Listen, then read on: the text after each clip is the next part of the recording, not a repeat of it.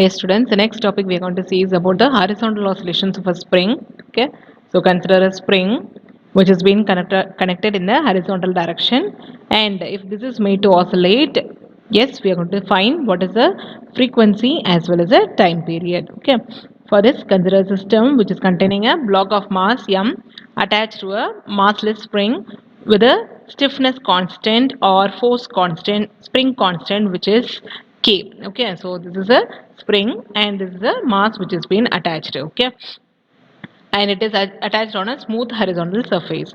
Let x naught be the equilibrium position or the mean position. So x naught be the equilibrium position or mean position, and suppose the mass is displaced through small distance towards the right from the equilibrium position and then released. So what we are doing is we are going to take it to the left side, sorry, right side, and then we are going to release it. Okay, so we are going to take it to the right side like this, and then we are going to release. So after releasing, let x naught be the mean position. Always x naught is a mean position, f is a restoring force. Okay, then so how we write with these equations is we are going to follow certain steps for writing these equations.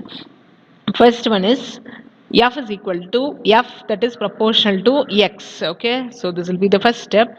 Then next is to remove this proportionality, we'll be introducing a constant. The constant which we are introducing here is k, and we are writing as minus kx because force and displacement are always opposite. Okay, next, from Newton's second law, f is equal to m into a. Okay, so both these are f, so we can write this as m into a, which is equal to minus k into x. Okay, from this a is equal to minus kx divided by m. Okay, have this equation. Next is we are going to compare this with the equation which is a is equal to minus omega square x.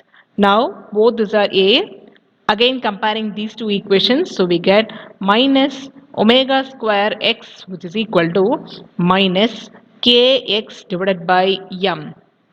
Both the sides minus get cancelled, x get cancelled, so we get omega square, which is equal to k divided by m. Okay, so after finding with the omega square, we'll be finding with omega, taking this to this side, so we get omega is equal to root of k by m. Then we have to find the time period and frequency. So these are the series of steps to be followed. First, f proportional to x, f is equal to minus kx. Then f is equal to m into a. Equating this both, we get a is equal to minus kx divided by m. Next, a is equal to minus omega square x. Equating this both again, we get with the value of omega in this. Okay, so what are the formulas we have to know in this is this one, this, and a. So these are the formulas we have to know. Same way here also, first step is f proportional to x, f is equal to minus kx. Negative sign implies that force is opposite to the displacement. F and x are opposite. Okay, next is we are going to take with this equation f is equal to m into a. Instead of a, here it is written as d square x by dt square. So this step is being written here since we are comparing with the Newton's second law. Okay, so we get m into d square x by dt square is equal to minus k into x.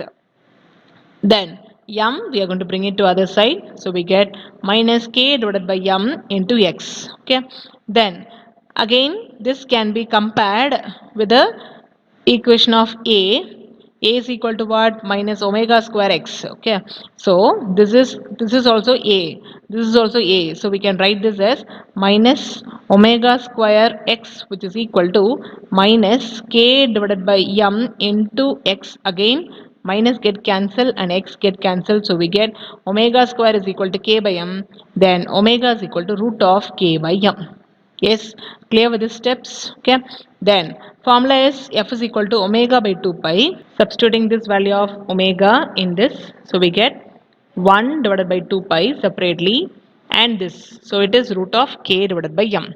Next is t, time period, that is equal to 1 by f, so reverse of this. Okay, so 1 by 2 pi, that becomes this 2 pi, so reverse of this, that becomes this root of k divided m divided by k.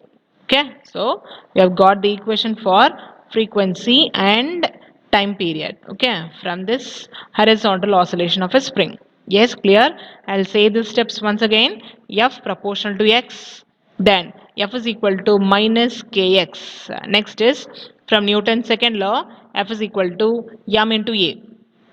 Both are f, so equating this m into a, which is equal to minus k into x. Next, a is equal to minus k divided by m into x. Here only one change is that instead of a, it is written here as d square x by dt square. Okay, then next is we have to know with this equation, which is a is equal to minus omega square x. So equating this both, then finding the value of omega, then substituting this in the frequency and the time period. Yes, clear with this? Thank you.